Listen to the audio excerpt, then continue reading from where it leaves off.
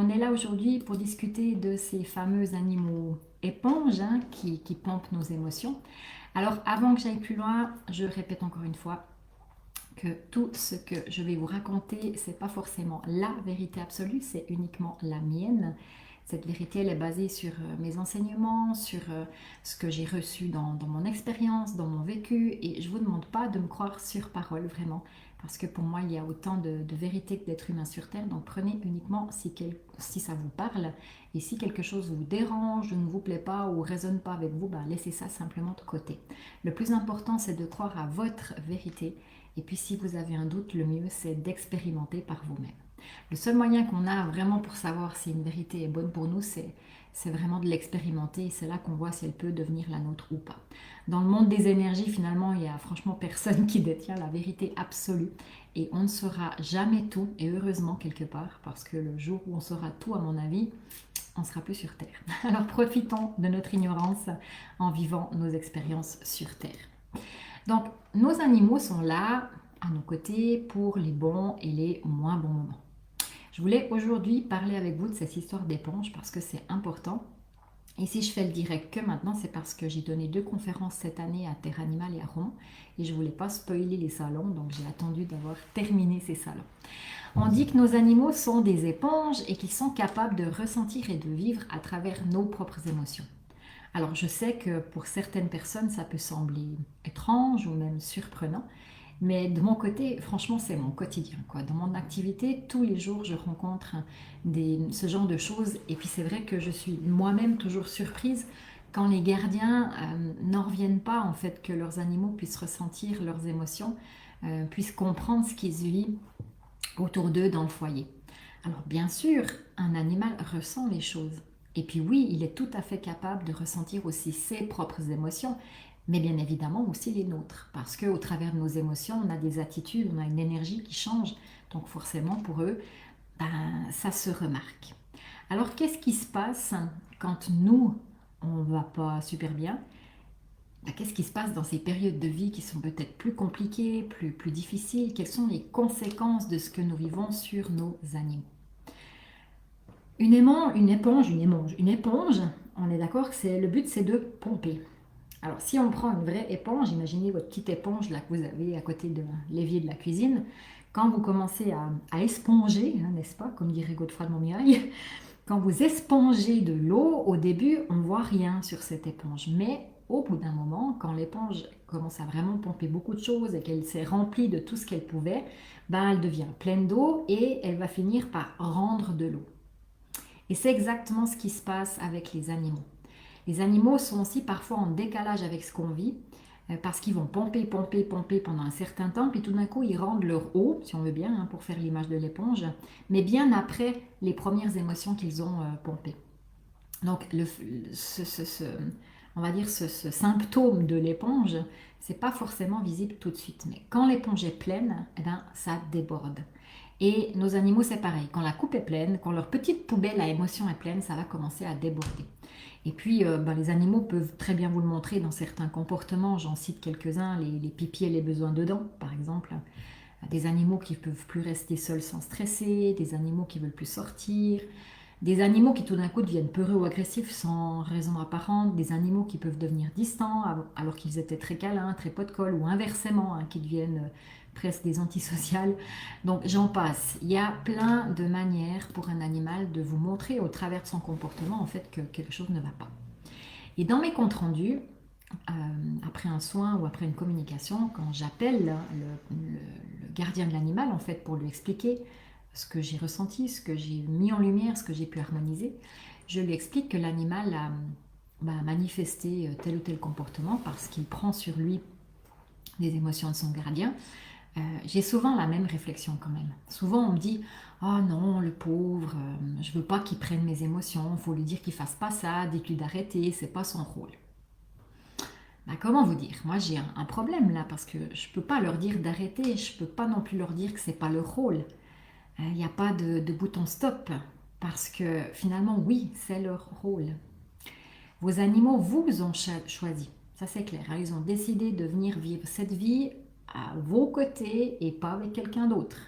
Ils sont là pour vous aider dans votre évolution. Et quand j'explique ça, ben, je ressens souvent beaucoup de culpabilité de la part du gardien parce qu'il se dit, ben, bon Dieu, c'est ma faute, si mon animal est malade, finalement, c'est de ma faute, s'il ne se sent pas bien, c'est à cause de moi qu'il est stressé, etc., etc.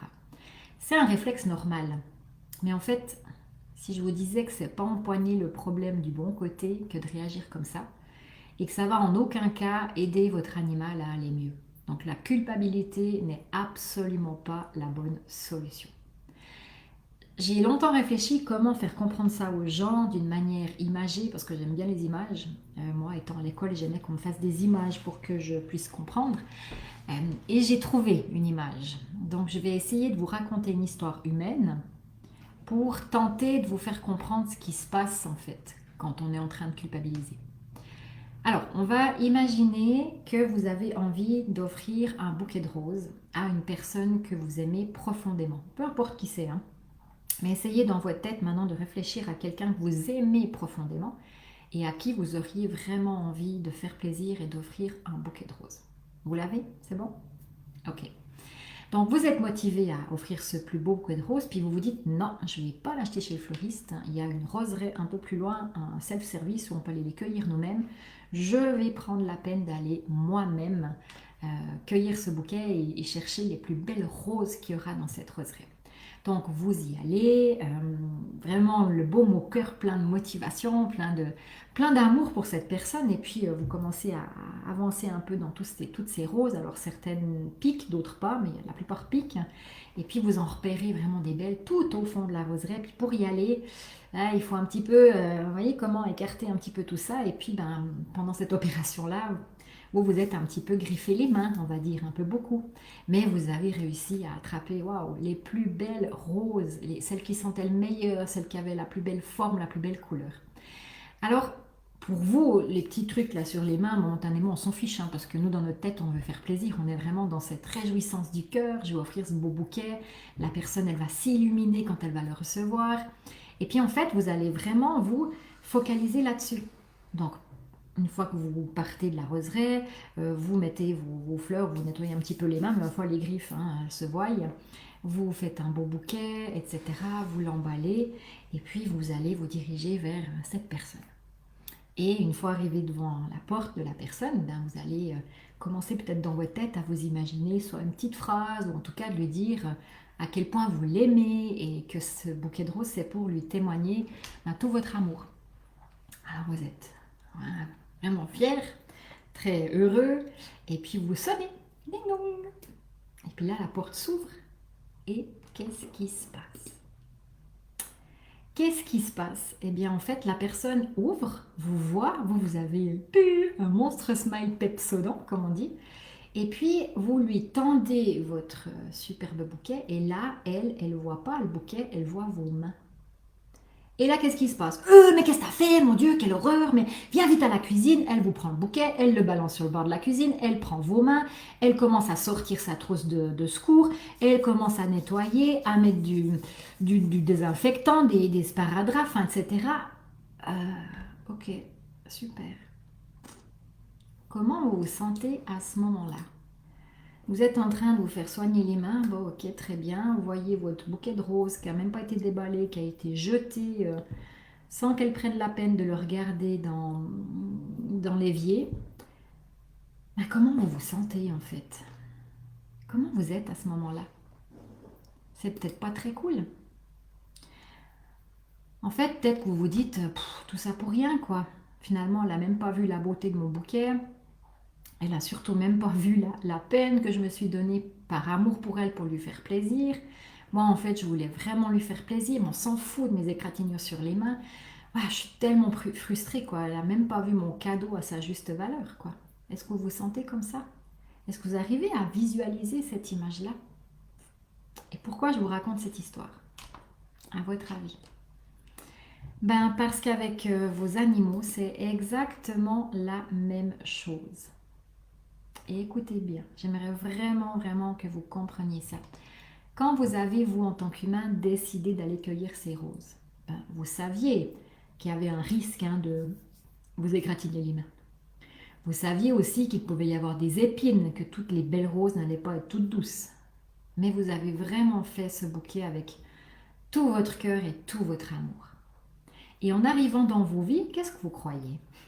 Et vos animaux, ils ont décidé de vous choisir. Donc par défaut, ils savent que nos vies ne sont pas des longs fleuves tranquilles sans émotion. Mais ils choisissent de vous faire le cadeau de l'amour inconditionnel.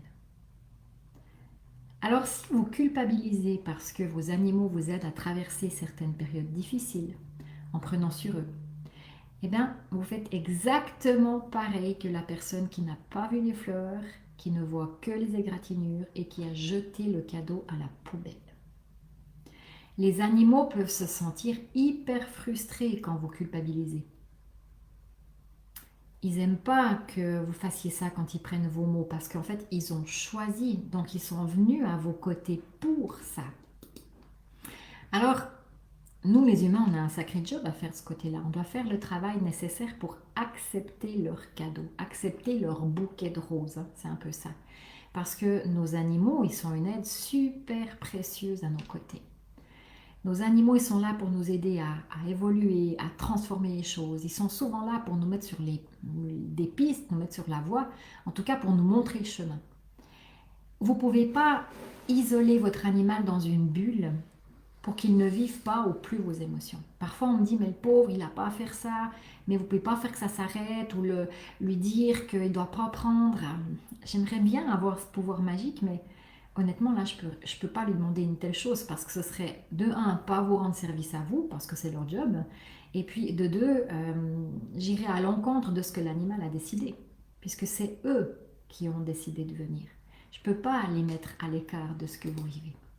Alors, tant que l'humain, il ne va pas accepter que son animal vienne lui montrer des choses, tant que l'humain ne voudra pas intégrer ces choses, tant que le message qu'il y a derrière un comportement ne sera pas vraiment entendu, ben, l'animal n'ira certainement pas mieux en fait. Il va continuer à manifester le même comportement ou bien alors il arrêtera un petit moment et puis si rien ne bouge, ben, il va recommencer. Eux, ils veulent qu'une chose, nous aider. Ils veulent qu'on prenne conscience des mots qui nous habitent afin qu'on puisse les transformer. On sait qu'une maladie est un mal à dire, donc c'est important qu'on puisse dire les choses. Notre corps, il est capable d'exprimer dans la matière tous nos mal-être en fait. Et culpabiliser sur le fait qu'à cause de vous, soi-disant, votre animal n'est pas bien, ben en fait, ça arrangera en rien les choses. Bien au contraire. Réfléchissez à l'histoire du bouquet.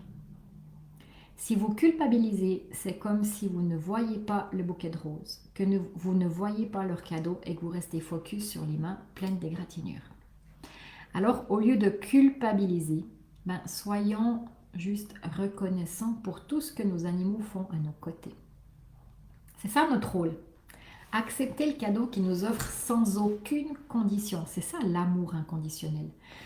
Ce qu'ils vous disent en fait, c'est je t'aime malgré tout ce qui peut se passer. J'ai choisi de t'aimer et j'ai surtout choisi de t'accompagner. Donc, accueille mon cadeau. Ne le jette pas à la poubelle. Et surtout, est-ce que la culpabilité, c'est une émotion positive? Ben non. Donc, en culpabilisant, allez, on remet une couche d'émotions négatives dans la petite poubelle de l'animal. Donc ça, c'est pas cool. Donc, essayons plutôt de faire notre maximum et de faire notre mieux pour transformer nos émotions, pour aller de l'avant, pour être mieux avec nous-mêmes et pour être dans notre évolution en fait. Et c'est pas quelque chose de compliqué, en fait c'est très simple. C'est juste être dans l'instant présent. Nous sommes des êtres humains et pas des fers humains. Et si on arrivait à être, puis un peu à arrêter de faire, ouais, ce serait cool quoi. En fait, être dans sa mission de vie, c'est rien de sorcier, c'est juste avoir conscience que nous sommes à chaque seconde dans notre mission de vie. Notre mission de vie, c'est simplement accepter de vivre ici et maintenant.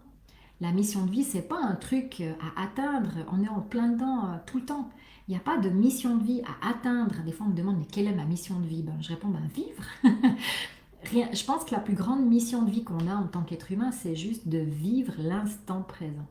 Et les animaux, c'est ce qu'ils savent le mieux faire. Nous, on ne sait pas faire ça. Nous, on vit hier, demain, mais maintenant, jamais. Donc, ce qu'ils veulent, c'est pas qu'on devienne parfait. Nos animaux n'attendent pas de nous qu'on puisse changer une situation du jour au lendemain, tac, tac. En fait, ils n'attendent pas de nous que nous soyons monsieur ou madame parfaite. D'ailleurs, parfait, c'est juste dans les tubes rouges, si jamais. Hein.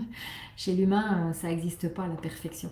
Oui, ou alors on peut dire qu'on est parfait d'imperfection. C'est vraiment ce qu'on est venu expérimenter en tant qu'humain. Mais c'est pas dans le but d'être parfait. C'est dans le but d'être heureux. Il ne faut pas être parfait pour être heureux. D'accord? Parfois, un animal peut manifester des maux physiques parce qu'il veut vous faire comprendre à vous quelque chose. Mais nos animaux n'attendent pas de nous qu'on change les choses d'une seconde à l'autre. Vraiment. Il y a des choses qu'on peut changer rapidement, certes, mais il y a aussi des situations qui des fois demandent du temps. Parce que soit on doit intégrer, parce que peut-être qu'on doit mettre en place des choses ou transformer, ça peut prendre plus ou moins longtemps. Vos animaux vous demandent simplement d'être sur la bonne direction et de prendre conscience qu'il faut aller dans un autre sens pour trouver la meilleure version de vous-même en fait. Et ils sont conscients que certaines choses prennent vraiment du temps, mais du moment qu'on a déjà pu entendre et qu'on commence à intégrer, waouh, c'est déjà un sacré bout de fer. Même si le travail va être long, mais votre animal va être content parce qu'il se dit yes, cette fois elle a compris, yes, c'est la bonne, elle va y aller, même si ça prendra du temps. Mais jusqu'à ce que vous décidiez d'y aller, l'animal va vous pousser, vous pousser, vous pousser, vous pousser. Donc, si vous voulez aider vos animaux à mieux vivre les émotions et les maux qui vous traversent, alors prenez soin de vous et ça profitera à tout le monde. Ça sera bénéfique pour vous d'abord et, cerise sur le gâteau, pour votre animal. Alors, s'il vous plaît, ne restez pas dans la culpabilité. Ça ne fera pas avancer les choses. Parfois, c'est beaucoup plus facile, hein, je comprends, hein, de rester dans cette culpabilité que de se dire « Ok, ben, le problème il vient de moi. Ok, donc je vais regarder comment je peux améliorer les choses pour moi et du coup, mon animal ira mieux. » La culpabilité, c'est un réflexe humain qui est beaucoup plus facile parce que ça prend moins d'énergie que de se dire « Je fais quelque chose pour changer. » Mais on en reparle après. Je vais déjà vous donner quelques solutions à la place de culpabiliser. Alors, qu'est-ce que je peux faire? Alors, déjà, la première chose, et ça c'est hyper important, c'est prendre soin de soi. C'est vraiment primordial. Mieux vous allez, mieux votre animal ira. Je ne peux pas mettre votre animal dans une bulle qui va l'isoler de vos émotions et de vos mots. Et pour ça, je suis aussi à même de vous aider. J'aide pas que les animaux, je fais vraiment le 360 degrés avec les soins énergétiques à distance pour vous. Parce que pour moi, l'humain et l'animal, ça va de pair. C'est des partenaires, c'est une collaboration, c'est un partenariat, c'est un duo.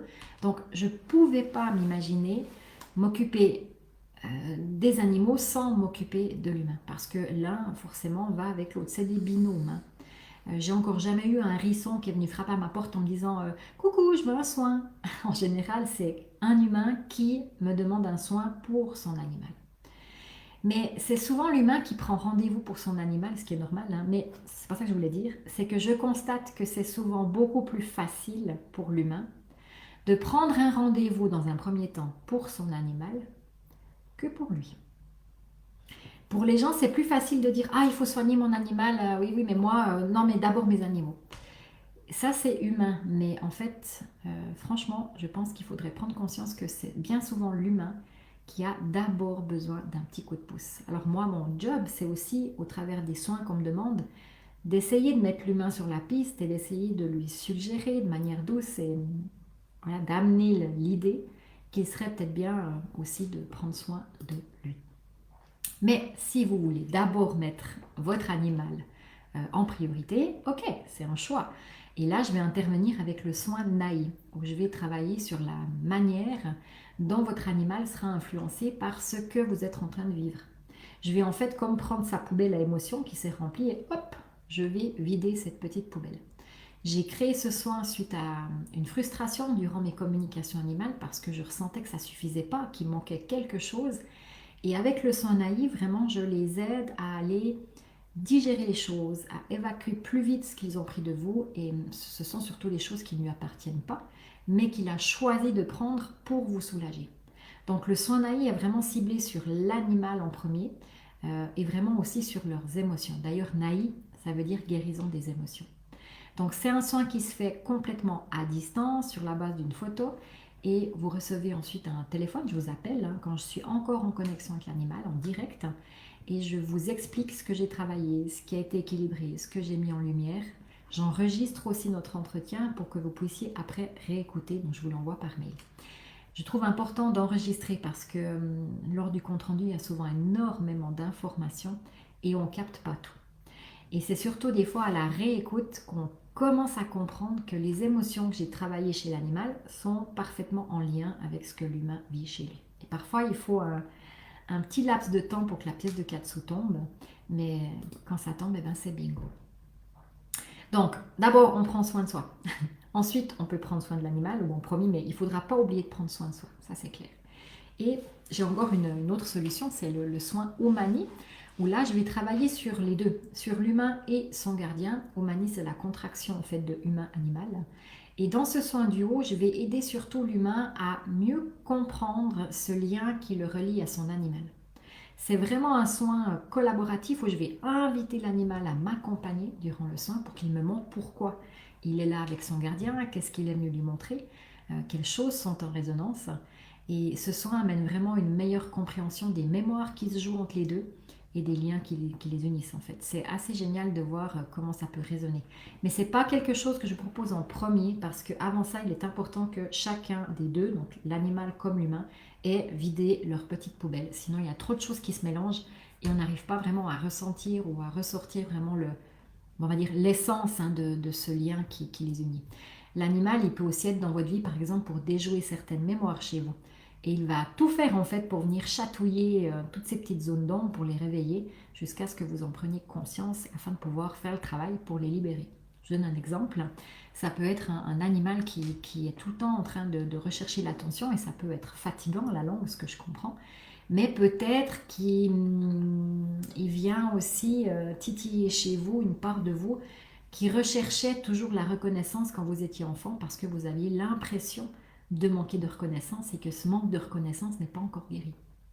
Donc ce soin Omani peut vraiment aider aussi l'humain à comprendre certains comportements de son animal qui parfois, on peut se le dire, peuvent être agaçants pour pouvoir aller de l'avant et pouvoir travailler chez lui ce qui génère ce comportement.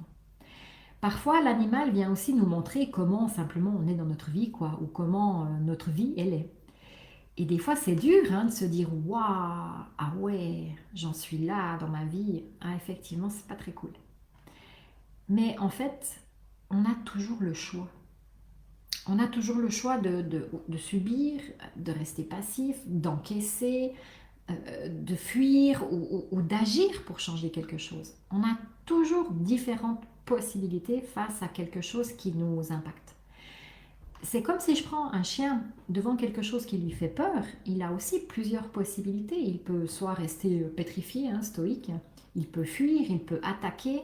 Donc l'humain peut faire un peu pareil devant un problème. Soit il va attaquer, donc se défendre, soit il va rester aligné et réfléchir avant d'agir, soit il peut simplement fuir et rester dans son problème à se plaindre en fait. Mais en tant qu'humain, il faut se rappeler qu'on a toujours le choix. Et le plus important, c'est de savoir qu'on peut évoluer pour être en accord avec notre moi profond. C'est ça notre rôle. On peut le faire, mais il faut savoir où.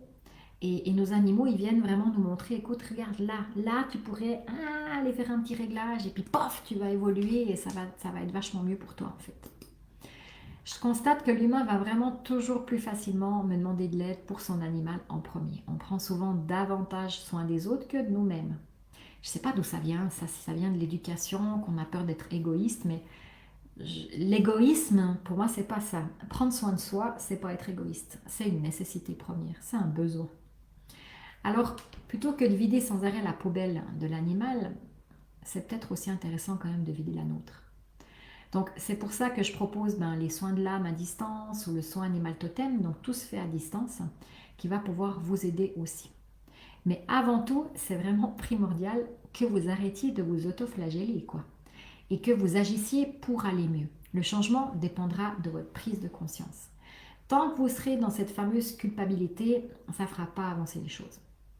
Tant que vous n'accepterez pas que votre animal vous a choisi et qu'il est venu dans votre vie par choix et par amour, et qu'il a surtout eu envie de venir expérimenter tout ce qu'il vit à vos côtés, les choses ne bougeront pas. Alors au lieu de dire « Ah mon Dieu, mon animal est malade à cause de moi, parce que je suis stressée, parce que j'arrive pas à me détendre, parce que je vis une relation toxique », eh bien agissez. Faites quelque chose pour que les choses puissent se transformer. Soit en prenant soin de vous, soit en bougeant quelque chose dans votre vie, etc. Mais c'est vrai, hein, comme on a dit au début, c'est plus souvent, c'est plus facile en fait de culpabiliser que de choisir de se prendre en main. Ça demande moins d'énergie, la culpabilité. J'ai aussi vécu de mon côté des choses où j'aurais pu culpabiliser. Je peux vous donner quelques exemples. J'avais un chat à l'époque, un Bengale, peut-être certains le connaissent. Il s'appelait Koukaï. Et ce chat a eu des diarrhées toute sa vie. En fait, je vais corriger, plutôt toute une période où j'étais dans une certaine relation qui était toxique pour moi. Et du jour au lendemain, quand je suis partie de cette relation, j'ai eu un chat qui était constipé. Et je vous assure, le vétérinaire, il n'en revenait pas. En fait, pendant toutes ces années où j'étais dans cette situation, ce chat m'a aidé, en fait, il évacuait les émotions à ma place. Tout ce que moi, je n'osais pas dire, tout ce que je gardais, lui, il prenait et il évacuait.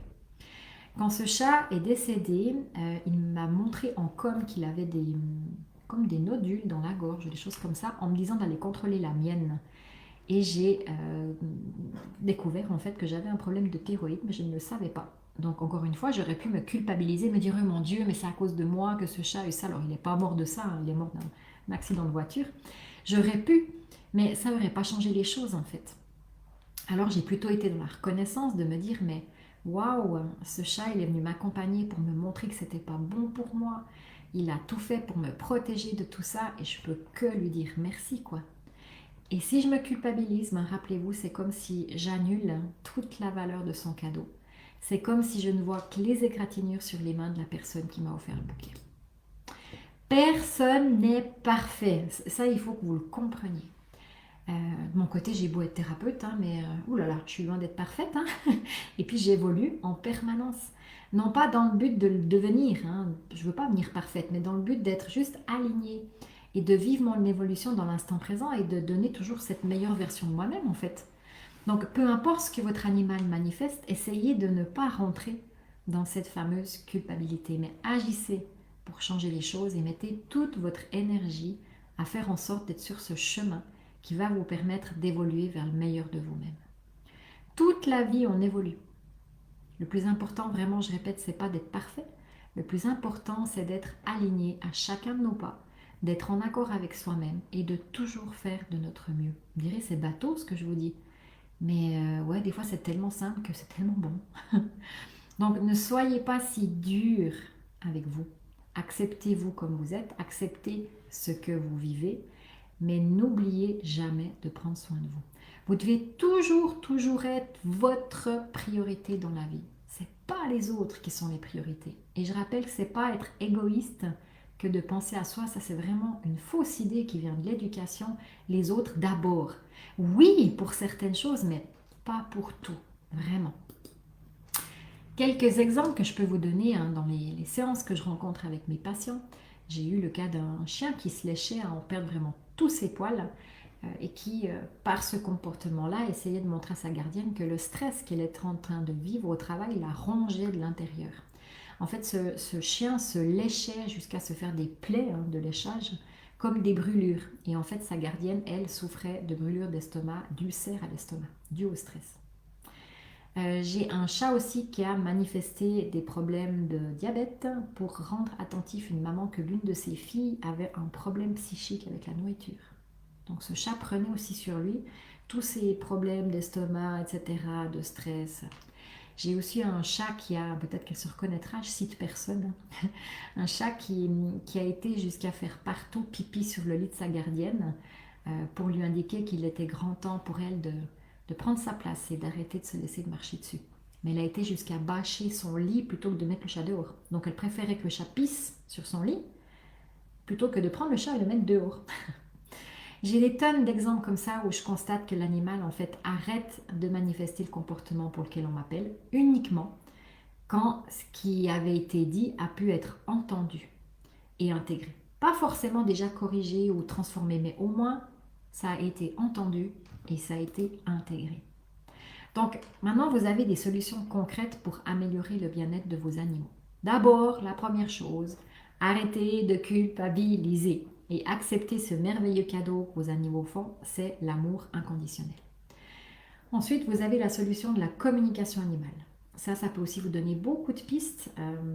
Ça ne réglera pas tout, mais ça peut vraiment vous aider à comprendre beaucoup de choses. Il y a également le soin Naï qui va aider à vider la petite poubelle de l'animal, histoire qu'il puisse souffler un coup le temps que vous mettiez en place les choses. Il y a également le soin Umani qui va vous permettre d'aller voir, d'aller observer qu'est-ce qui vous relie à votre animal. Et enfin, les soins énergétiques pour vous, comme le soin de l'âme ou le soin à l'aide de l'animal totem. Et c'est pas tout, parce qu'en plus, vous avez zéro excuse parce que vous pouvez même apprendre vous-même toutes ces techniques. Depuis 2017, j'enseigne toutes mes méthodes et ça, c'est vraiment à la portée de tout le monde. La seule condition pour le cursus, c'est aimer les animaux. Il n'y a pas grand-chose d'autre comme condition. Et ces cours sont tous donnés en présentiel à Farvani, en tout petit groupe de 4 personnes. Donc si ça vous parle, si vous avez envie d'avoir un outil pour aider votre animal à aller mieux, vous pouvez soit venir découvrir le NAI module 1, il y a encore des dates en 2024, et en plus pour les inscriptions avant le 1er novembre, il y a encore 10% de rabais sur tous les cours qui auront encore lieu en 2024, pour autant que vous notez bien le code automne dans votre inscription et pour toutes les inscriptions jusqu'au 1er novembre. Et puis pour ceux qui sont très loin, parce que je sais que ce direct va se balader peut-être un peu partout, j'ai aussi des gens du Canada, de France, ceux qui sont vraiment loin.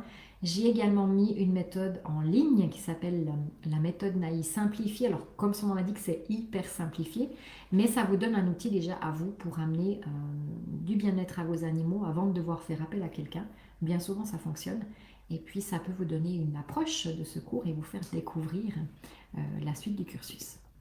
Alors, s'il vous plaît, dorénavant, vous allez penser à l'histoire du bouquet de roses et ne culpabilisez plus si vos animaux vous aident à évoluer en prenant un peu sur eux les choses qui vous appartiennent. Disons-leur plutôt merci, soyez reconnaissants de ce cadeau qu'ils nous font et on devrait en fait être plein de gratitude pour tout cet amour inconditionnel qu'ils ont pour nous. Je me demande des fois si un humain est capable d'autant d'amour. Je ne sais pas si nous, on serait capable d'en faire autant.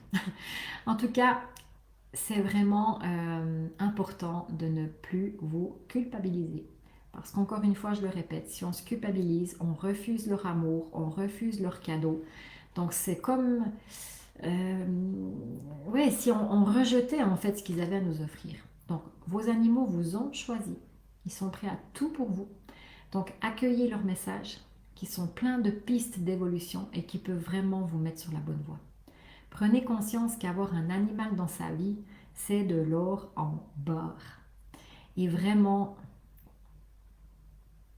mettez de l'importance là-dessus.